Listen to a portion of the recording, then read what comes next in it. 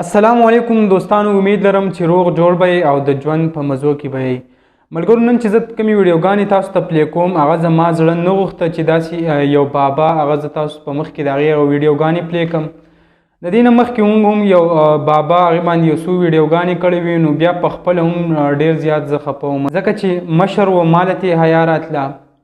خو داسې حرکات مخې ته راشي د مشرانو چې هغه بیا سوشل میډیا باندې ویل ضروري وي. کیدای شي زموږ د دې وینا نه هغې ته داسې عبرت وشي او داسې کار هغه پرېږدي.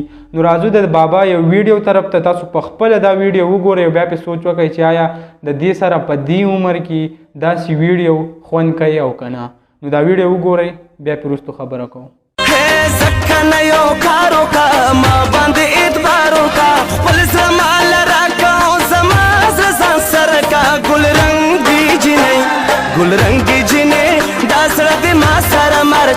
شرم مقام دی، ډېر د افسوس مقام دی چې داسې بابا په دې حالات کې هغه داسې قسم حرکات کوي. پنسې راپورته کړې وي او بس روان وي او داسې ټوپونه وایي. نو آیا بابا اخر د دې نه مطلب څه شو چې ته داسې قسم حرکات کوي؟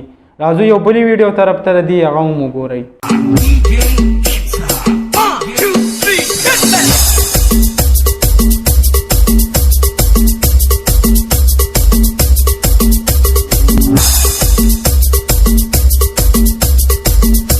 لعنت او پتاشه بابا په دې عمر کې داسې حرکات مخکې به چې کم سپین ږیري به چې څوک شو هغه به څوک بوډاګان به شو، نو به جومات ته تله، تبلیغ ته به تله، او ته راځي او په داسې عمر کې داسې حرکتونه کوي.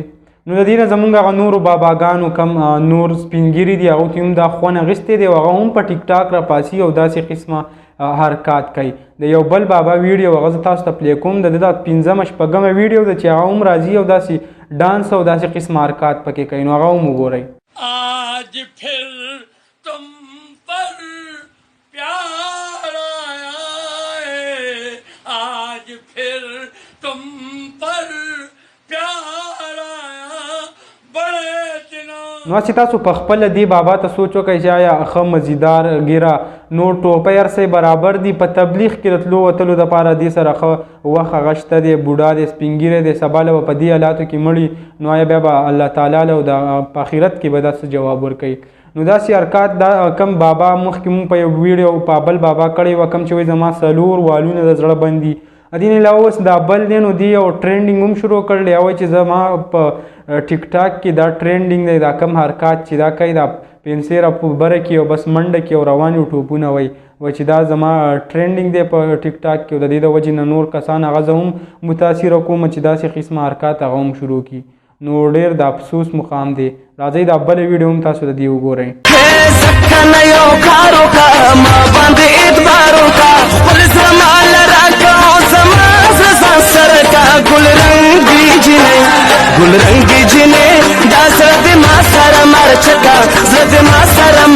تاسو کتی شئ چې په کم حرکاتو کې دا ویډیو جوړئ، نو بس الله تعالی دې ورته هدایت وکړي.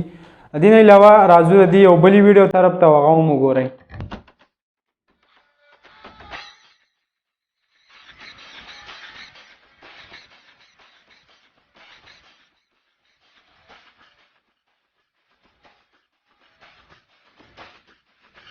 په داسې ویډیو باندې هغې ته ځان هم بدې نه ښکاري. دا کم حرکات چې پکې وکړي په هغې باندې الټه بیا فخر هم کوي. د دې یو ویډیو د هغه څه تاسو ته پلی کوم، په هغې کې وایي چې دې باندې زه یو فخر هم محسوسوم چې دا زما یو کامیابي ده.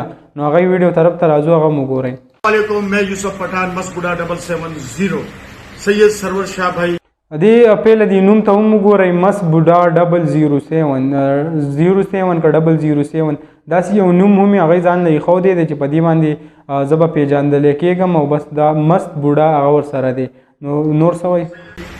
سید ہیں ہمارے اور ٹھٹا سے ان کا تعلق ہے اور یہ میرے پاس آئے میری کامیابی کے لیے. انہوں نے مجھے دعا دی، مجھے پیار کیا کہ اللہ آپ کو اور کامیاب کرے. آپ ہمارے سندھ کے رہنے والے ہو اور آپ کی کامیابی ہم سب سندھ والوں کی کامیابی ہے.